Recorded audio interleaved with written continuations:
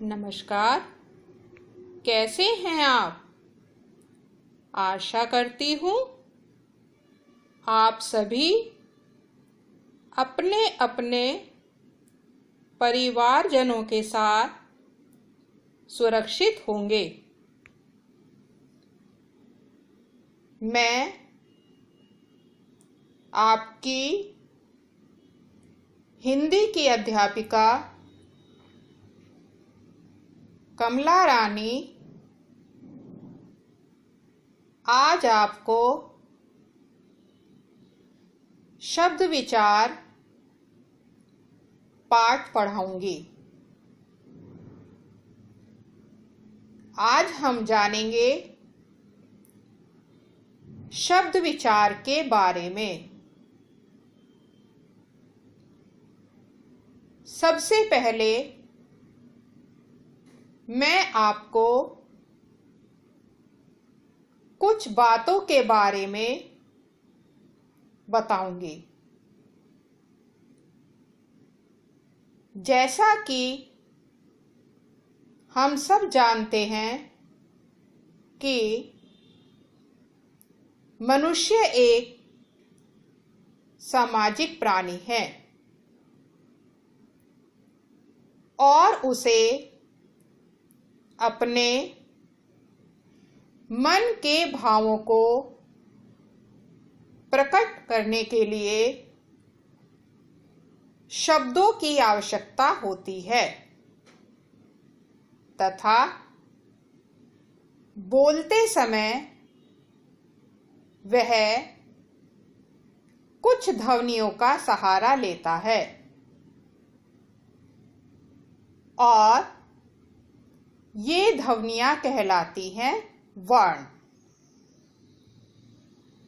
वर्णों के मेल से ही शब्दों का निर्माण होता है। इस प्रकार हम कह सकते हैं कि वर्णों के सार्थक समूह को शब्द कहते हैं। तो बच्चों, अब आप जान ही गए होंगे कि वर्णों के सार्थक समूह से ही शब्द बनते हैं। अब हम जानेंगे कि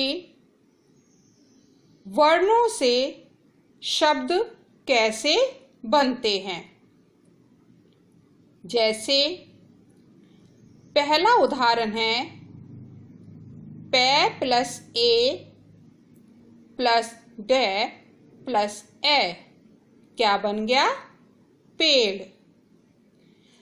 दूसरा है फे प्लस ऊ प्लस ले प्लस ए। शब्द बनता है फूल। थर्ड है से प्लस ऊ प्लस रे प्लस ये प्लस ए। शब्द बनता है सूर्य। इसके बाद है ले प्लस ए प्लस डे प्लस ए प्लस के प्लस ई। शब्द बनता है लड़की। ऊपर दिए गए शब्द वर्णों के मेल से बने हैं। यहाँ यह भी ध्यान रखना चाहिए कि वर्णों के सही मेल से ही शब्दों का निर्माण होता है। वर्णों के गलत मेल से बने शब्द का कोई अर्थ नहीं निकलता। अतः वर्णों के गलत मेल को शब्द नहीं कहा जा सकता। वाक्य में प्रयोग होने पर शब्द पद कहलाते हैं। आइए अब देखते हैं शब्दों के भेद। शब्दों को 4 आधारों पर विभाजित किया जा सकता है। नंबर 1, उत्पत्ति के आधार पर। नंबर 2, रचना के आधार पर। नंबर 3, प्रयोग के आधार पर। और नंबर 4, अर्थ के आधार पर। अब हम देखेंगे उत्पत्ति के आधार पर शब्द कितने प्रकार के होते हैं। हिंदी भाषा में शब्दों की उत्पत्ति 4 प्रकार से होती है। इस आधार पर शब्दों को 4 भागों में बांटा गया है।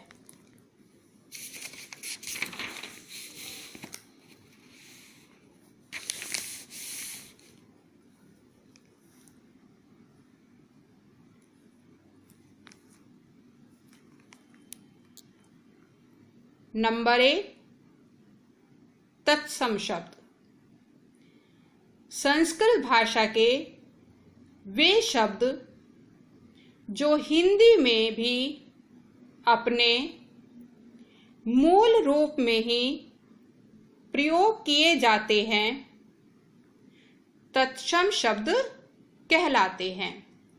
जैसे अग्नि, सूर्य, छात्र, कार्य आदि। अब दूसरा है तद्भव शब्द। संस्कृत के वे शब्द जो कुछ बदले हुए रूप के साथ हिंदी में प्रयुक्त होते हैं, तद्भव शब्द कहलाते हैं। जैसे दिन, दही, कान, सांप आदि। तीसरा प्रकार है देशज शब्द। देशज शब्द उन्हें कहते हैं जो देश में बोली जाने वाली विभिन्न भाषाओं अथवा बोलियों के से हिंदी में आए हैं। ये शब्द साधारण बोलचाल में प्रयुक्त होते हैं। जैसे सड़क, लकड़ी, बिल्ली, पैसा, रोटी, गाड़ी आदि। विदेशी शब्द दूसरे देशों की भाषाओं से हिंदी में आए शब्द विदेशी शब्द कहलाते हैं। जैसे चाकू, कार्टून, गमला, कॉलेज, पादरी, जमीन, औलाद, जन्नत, पटाखा, चाय, लीची आदि। अब दूसरा है रचना के आधार पर। रचना अथवा बनावट के आधार पर शब्द 3 प्रकार के होते हैं। नंबर 1, रूढ़ शब्द।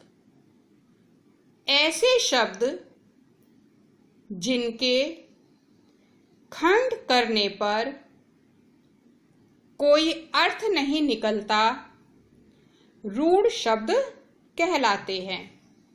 जैसे घर, दीवार, चादर, कवि, कमरा आदि।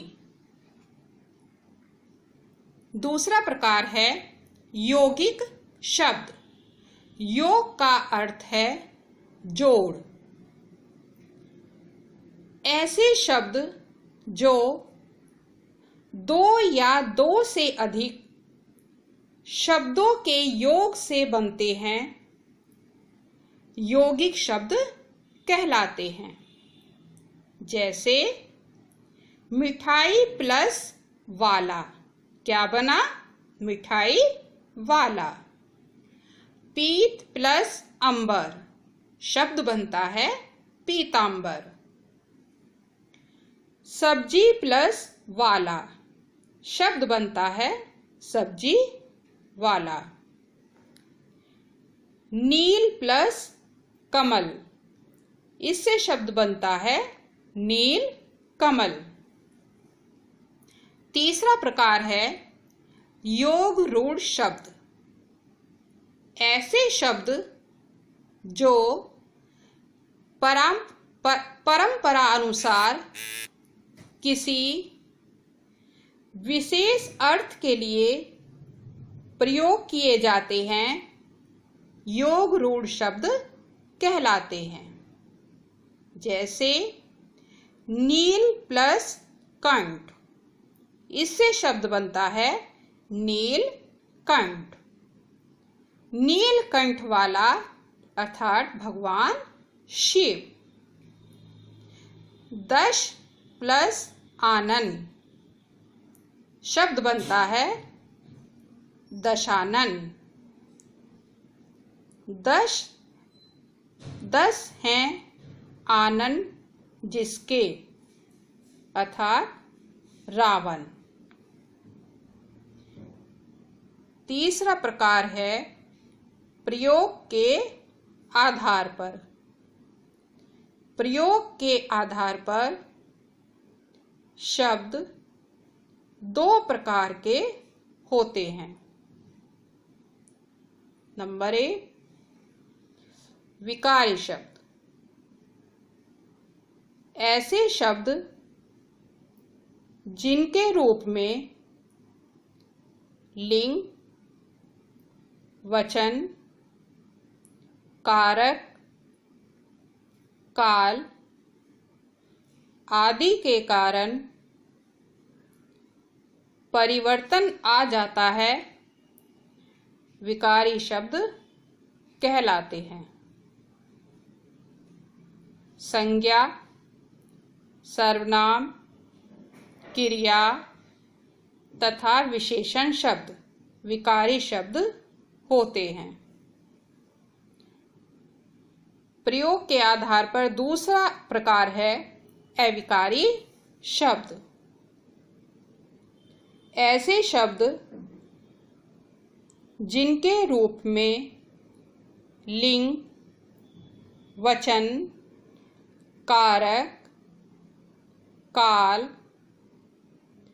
आदि के कारण कभी भी कोई परिवर्तन नहीं आता, अविकारी शब्द कहलाते हैं। अविकारी शब्दों को अव्यय भी कहा जाता है। हिंदी व्याकरण में 4 प्रकार के अविकारी शब्द हैं। क्रिया विशेषण, संबंध बोधक, समुच्चय बोधक तथा विस्मय आदि बोधक। अर्थ के आधार पर शब्द के 2 भेद होते हैं। पहला है सार्थक शब्द और दूसरा है निरर्थक शब्द। सार्थक शब्द किसे कहते हैं? जो शब्द किसी अर्थ का बोध कराते हैं उन्हें सार्थक शब्द कहते हैं। जैसे विद्यालय, छात्र, घर, पुस्तक, शहर आदि।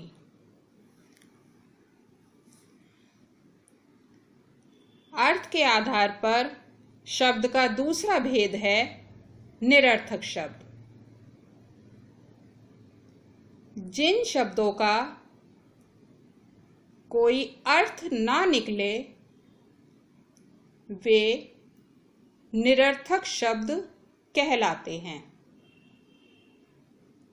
निरर्थक शब्द अधिकांशतः सार्थक शब्दों के साथ ही प्रयुक्त होते हैं,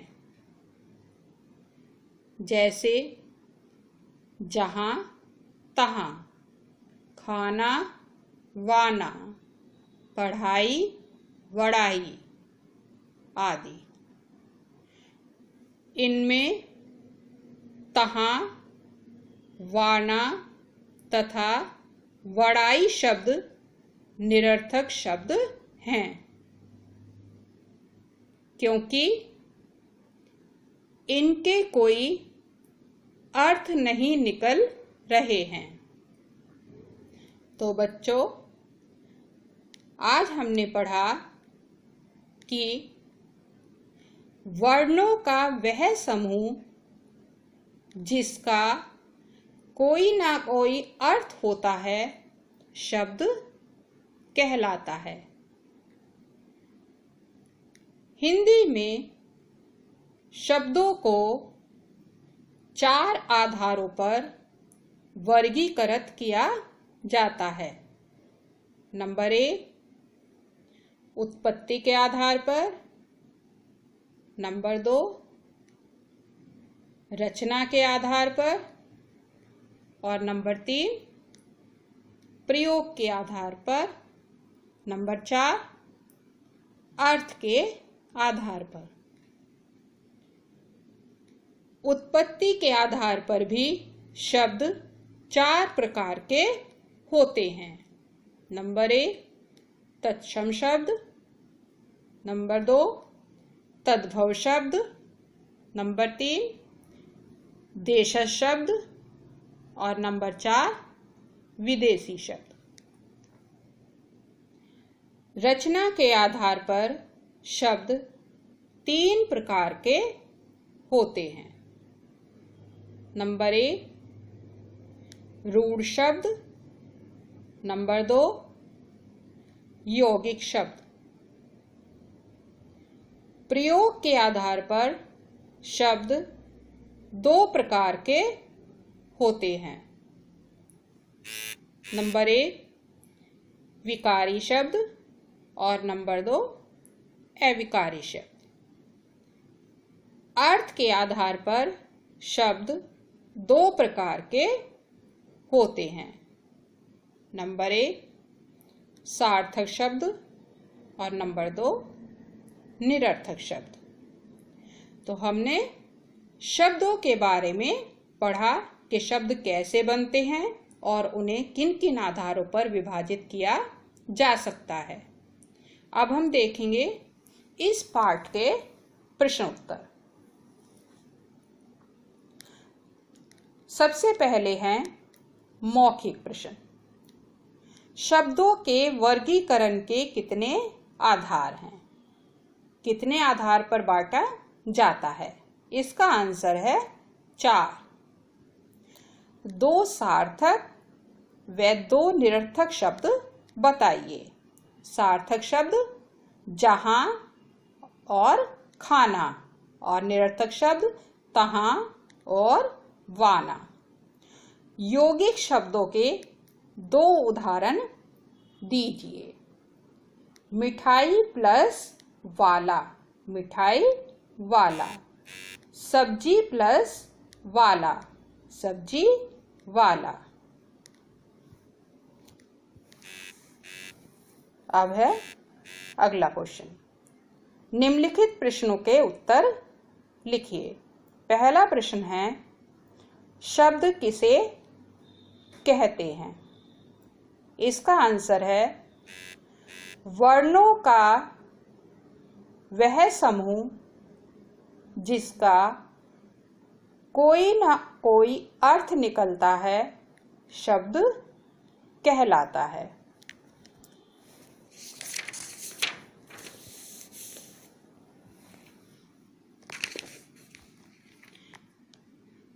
दूसरा प्रश्न है, शब्दों के वर्गीकरण के कितने और कौन कौन से आधार हैं?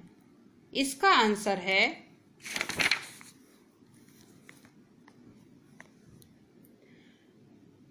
शब्दों के वर्गीकरण के 4 आधार हैं। कौन कौन से?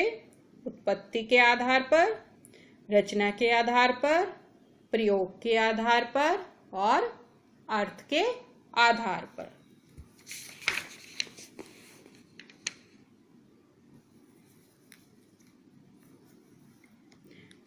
थर्ड क्वेश्चन है, देशज शब्द किसे कहते हैं? 4 उदाहरण लिखिए। देशज शब्द उन्हें कहते हैं जो देश में बोली जाने वाली विभिन्न भाषाओं अथवा बोलियों से हिंदी में आए हैं। इसके 4 उदाहरण हैं सड़क, लकड़ी, बिल्ली, पैसा।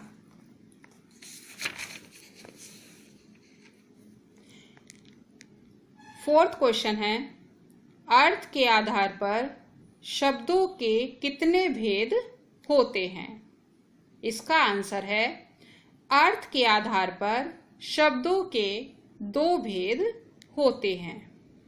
नंबर 1 सार्थक शब्द और नंबर 2 निरर्थक शब्द।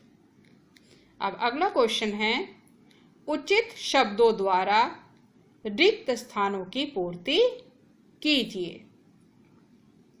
पहला है, वर्णों के सार्थक समूह को क्या कहते हैं? शब्द कहते हैं। दूसरा है, हिंदी भाषा में शब्दों को कितने आधारों में वर्गीकृत किया जाता है? तो इसका आंसर है 4। उत्पत्ति के आधार पर सूर्य तत्सम शब्द है। रचना के आधार पर शब्द के कितने भेद होते हैं? कितने होते हैं? रचना के आधार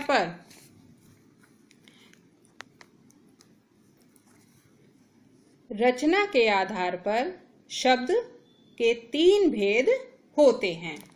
तो इसमें आंसर आएगा 3।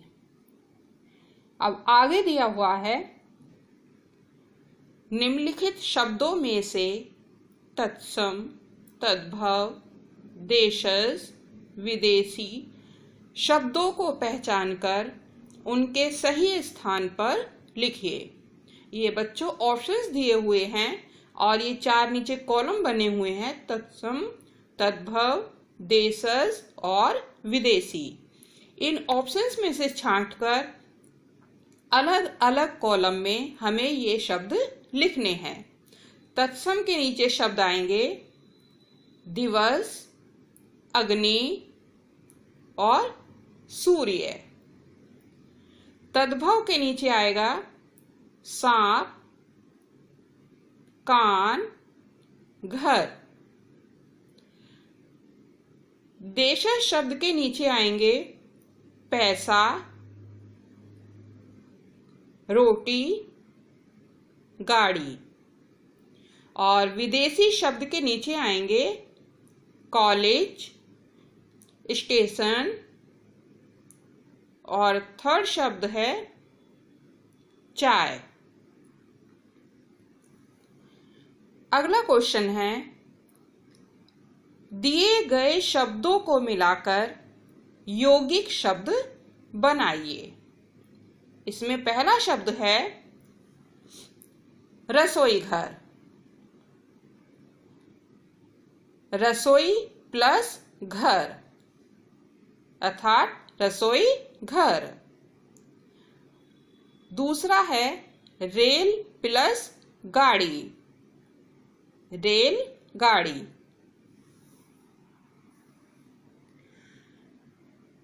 पुस्तक प्लस आलय, पुस्तकालय। फोर्थ है मेघ प्लस आलय, मेघालय। फिफ्थ है मांस प्लस आहारी, मांसाहारी। और लास्ट है जल प्लस चर, जलचर। अब अगला क्वेश्चन है बहुविकल्पीय प्रश्न। इसमें सही उत्तर वाले विकल्प पर राइट लगाइए। पहला है वर्णों के मेल से बने सार्थक समूह को कहते हैं। इसमें 4 ऑप्शंस दिए हुए हैं। पहला है स्वर, दूसरा है शब्द, तीसरा है व्यंजन और चौथा है वाक्य। इन चारों में से जो सही आंसर है वो हमें राइट लगाना है। तो इसमें सही आंसर है शब्द।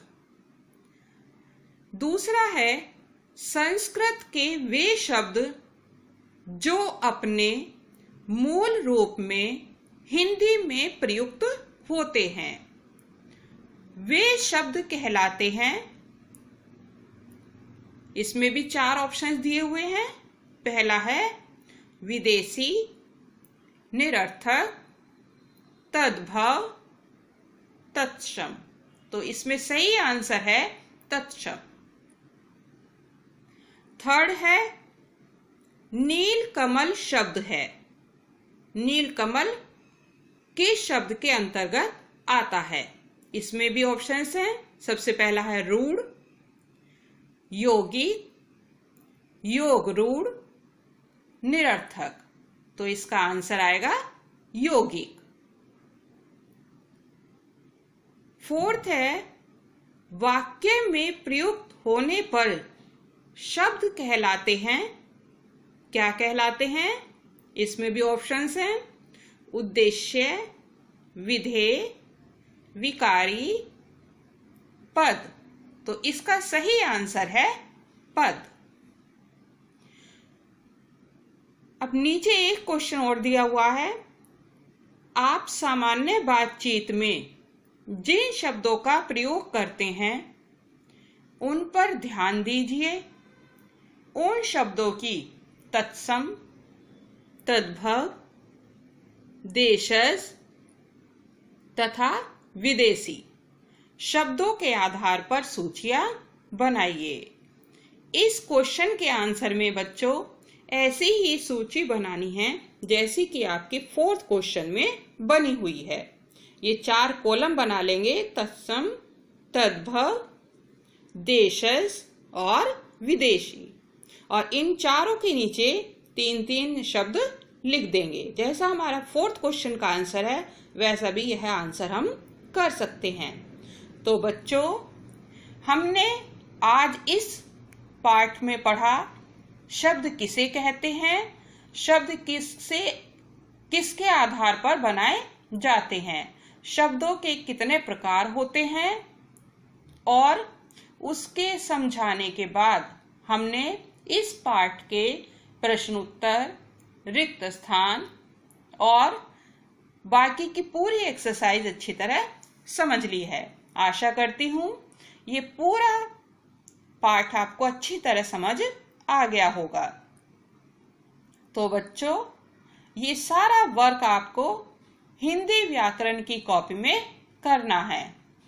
बच्चे पूछते हैं कि रिक्त स्थान करने हैं या क्वेश्चन आंसर करने हैं, ये क्वेश्चन करना है या नहीं करना है। तो बच्चों जितना मैंने वर्क कराया है पूरा का पूरा आपको व्याकरण की कॉपी में करना है और काम बिल्कुल स्वच्छ और सुंदर राइटिंग में लिखना है, क्योंकि जब आपके स्कूल खुलेंगे तो पूरा वर्क ये आपका चेक किया जाएगा। धन्यवाद।